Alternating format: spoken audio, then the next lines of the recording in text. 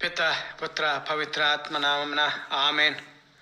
గౌరవనీయులైన సహోదరి సహోదరులారా, ఉత్థానమైన తర్వాత వివిధ సందర్భాల్లో తన యొక్క శిష్యులకు ప్రత్యక్షమవుతూ వారిని ఆధ్యాత్మికంగా ప్రోత్సహిస్తున్నారు. పిరికితనంతోనూ భయంతోనూ వివిధ కారణాల వల్ల వారు బయటికి అనగా సమాజంలో కనిపించకుండా ఉంటున్నటువంటి ఈ రోజుల్లో క్రీస్తు ప్రభువు ఉత్థానమై మానవుని రూపంలో మరలా వారికి వివిధ సందర్భాల్లో కనిపిస్తూ వారిని ప్రోత్సహిస్తున్న రోజులు ఇవి. దానిలో భాగంగానే ఈ ఆదివారపు సందేశం ప్రకారం శిష్యులకు 2 మార్లు కనిపించి మొదటిసారి కనిపించినప్పుడు వారికి అధికారం ఇస్తూ పాప మన్నింపుల శక్తిని ఇచ్చారు.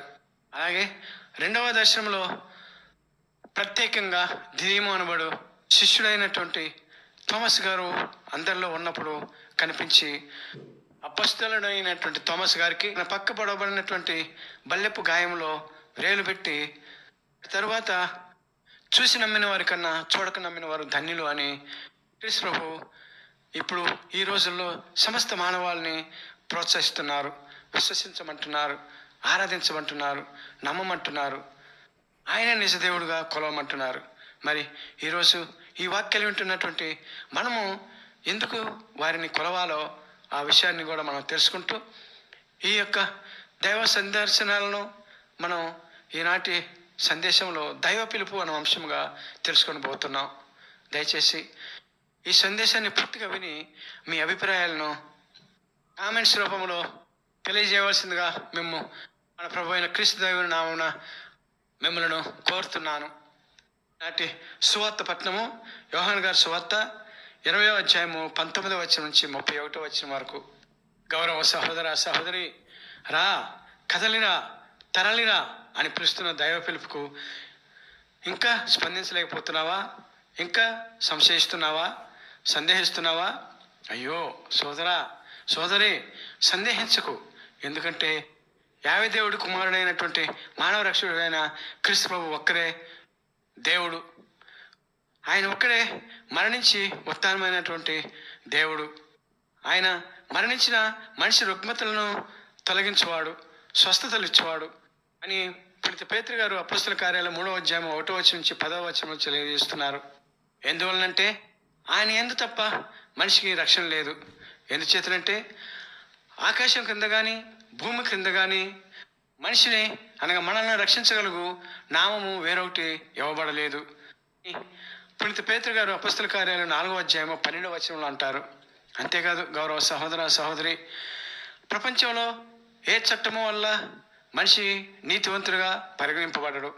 చివరికి మోసే చట్టం వల్ల కూడా అది సాధ్యపడదు అని అని స్వయంగా పునీత పేతురు గారే అపొస్తలుల కార్యాలు 13వ అధ్యాయం 18, 19 వచనంలో అంటున్నారు. అంతేకాదు ప్రపంచంలో ఏ దేవుని వలన మనిషికి రక్షణ లేదు, ఒక్క యేసుక్రీస్తు ప్రభు వల్ల తప్ప. ఈ విషయం మతాతీతంగా సర్వ మానవాళికి తెలుసు. ప్రపంచంలో వివిధ దేవులను కొలుస్తున్న వారందరికీ ఈ విషయం తెలుసు. ఈ విషయాన్ని పునీత పౌలు గారు 1 తిమోతికి రాసిన పత్రిక 2వ అధ్యాయం 5, 6 వచనంలో చెప్పారు. ఇక మన అనుదిన జీవితానికి వచ్చినట్లయితే ఈ విషయాన్ని క్రైస్తవేతర మత నాయకులు సైతం ఖరాఖండిగా ఒప్పుకున్నారు. పునీత పౌలు గారు తిమోతికి రాసిన 1వ పత్రిక 2వ అధ్యాయము 5, 6 వచనాల్లో ఇలా అంటున్నారు. దేవుని మనుషులను ఒక చోట చేర్చు మధ్యవర్తి ఒక్కడే, ఆయనే మనుషులైన క్రీస్తు. వాస్తవమే కదా గౌరవనీయులైన సహోదరి సహోదరులారా. అలాగే మానవాళి క్రయధనముగా ఆయన తను తాను అర్పించుకొనెను. మానవులందరూ రక్షించబడి వలనని దేవుని కోరిక తగిన సమయమున నిదర్శనమాయను అని అంటున్నారు పునీత పౌలు గారు. యేసుక్రీస్తు నిజమైన మానవ రక్షకుడని విశ్వసించి ప్రకటించిన మన భారతీయ హైందవ సహోదరులు కూడా ఈ విషయాన్ని ఒప్పుకుంటున్నారు.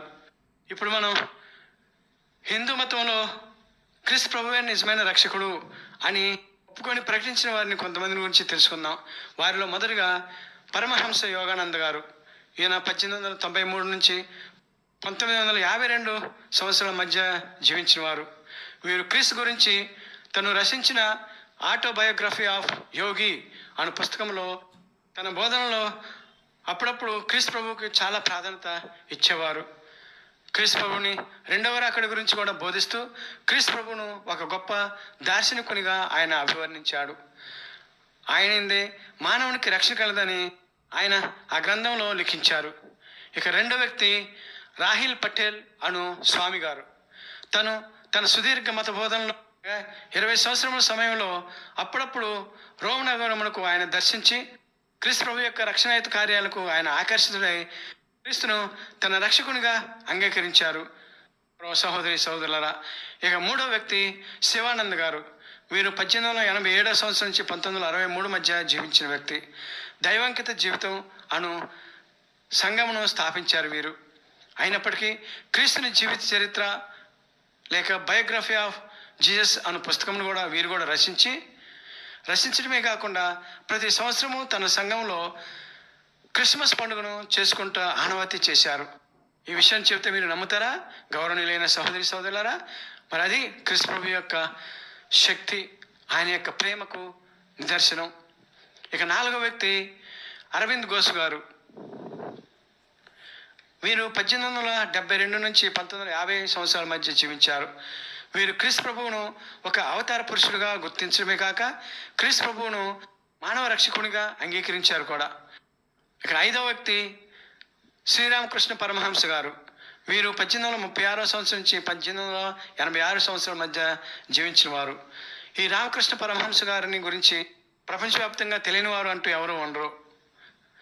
మరీ ముఖ్యంగా మన భారతదేశంలో ఇంత గొప్ప హిందూ మత సన్యాసి లేక మహర్షి అయినప్పటికీ కూడా వీరు క్రైస్తవ తత్వాన్ని అనుసరించారు. అంతేకాకుండా క్రీస్తు దేవుని యెడల వీరికి ఉన్నటువంటి అమితమైనటువంటి భక్తి విశ్వాసం వలన వీరు క్రీస్తు ప్రభుని యొక్క దర్శనాలు కూడా పొందేవారు అని ఆయన పుస్తకంలో రచించుకున్నారు. ఈ రామకృష్ణ పరమహంస గారు. గౌరవనీయులైన సహోదరి సహోదరులారా, ఇక ఆరో వ్యక్తి సాధు సుందర్ సింగ్ గారు. వీరు 1889 సంవత్సరం నుంచి 1929 సంవత్సరం మధ్య జీవించారు. వీరు సిక్కు మతస్థులు అయినప్పటికీ వీరు క్రైస్తవులుగా మారి హిందువులు బోధించే విధానమైనటువంటి యోగా అను విధానంలో క్రీస్తు ప్రభుని ఒకే ఒక్క మానవ రక్షకుడు అని అంగీకరించడమే కాకుండా వీరు క్రీస్తు ప్రభువును మానవ రక్షణకు ఒకే ఒక జీవజలము ఓట వంటి వారు అని క్రీస్తు ప్రభువును ప్రశంసించి ప్రకటించిన గొప్ప మహర్షి. అయితే ఇక్కడ మీకు ఒక ప్రశ్న ఎదురయ్యి ఉండొచ్చు. ఏమిటి ప్రశ్న అంటే, వీరందరి గురించి ప్రభు ఎందుకు మనం తెలుసుకోమంటున్నారు అనే సందేహం రావచ్చు. దీనికి సమాధానం ఏమిటంటే, సామాన్య క్రైస్తవులైన మనము ధైర్యంగా విశ్వాసంతో ప్రభు ఏ విధంగానైతే తన శిష్యులకు దర్శనాలు ఇస్తూ ప్రోత్సహించారో అదేవిధంగా క్రీస్తు ప్రభు ఈ అన్య హైందవ సహోదరుల ద్వారా గొప్ప మహర్షుల ద్వారా మనకి ప్రోత్సాహాన్ని ఇస్తున్నారు. క్రీస్తు ప్రభుని పిలుపుని అందుకొని అనుసరించుటకు మార్గం చూపుతున్నారు. అయితే ఇక్కడ మరొక విషయం మనం అర్థం చేసుకోవాల్సిన విషయం ఉంది.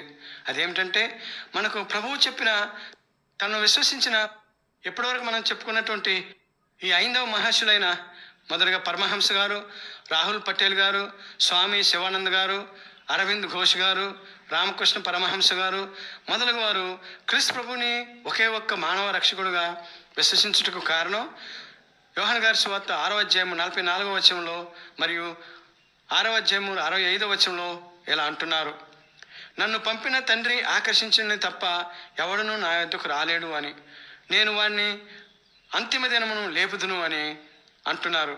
అదేవిధంగా తండ్రి అనుగ్రహించని తప్ప ఎవడనూ నా యొద్దకు రాలేడు అని మీతో చెప్తున్నాను అన్న ఈ వచనాలను బట్టి మనం అర్థం చేసుకోవాల్సినటువంటి విషయం ఏమిటంటే, క్రీస్తు ప్రభుని నిజమైన రక్షకుడు అని సాక్ష్యం ఇచ్చిన వారు అంత గొప్పవారు అవుటకు కారణం వారిని ఆ స్థితికి తండ్రి దేవుడు హెచ్చించారు కాబట్టి, తన కుమారుని వారి ద్వారా హెచ్చించేలా చేశారు. అందుకే గౌరవ సహోదరి సమాజంలో అధమస్థితిలో ఉన్న నిన్ను, నీ వారే లెక్క చేయని నిన్ను, నీ బలహీనతల వలన నిన్ను హీనంగా చూసే వారి మధ్య నివసిస్తున్న నిన్ను ఎంతో ప్రేమగా నిన్ను పిలుచుకొని నీ పాపాలు కడిగి తన శిష్యునిగా ఉండుటకు పిలుచుకున్న నిన్ను ఉన్నత స్థితికి హెచ్చించుటకు నిన్ను పేరు పెట్టి పిలుస్తున్నారు తండ్రి దేవుడు. మరి వారి పిలుపును ఎందుకు అందుకోకూడదు? అందుకే రా, కదలిరా అని తండ్రి అయిన యెహోవా దేవుడు పిలుస్తున్నారు. ఎందుకో తెలుసా? గౌరవ సహోదర సహోదరి, దేవుడు నిన్ను ఎందుకు పిలుస్తున్నారు? పేతురు గారు తను రాసినటువంటి మొదటి లేఖ 1వ అధ్యాయం 4వ వచనంలో ఎలా అంటున్నారు? దేవుడు తన ప్రజల కొరకై ఏర్పరిచిన దీవెనలు మహత్తరమైనవి, కనుకనే వాటిని పొందుటకు నిన్ను పిలుస్తున్నారు. అంతేకాకుండా ఆ పిలువబడిన నీవు సంతోషము వినయం గల హృదయములతో దేవుని స్తుతించుకుంటూ వారికి ప్రీతిపాత్రులగుటకు నిన్ను పిలుస్తున్నారు.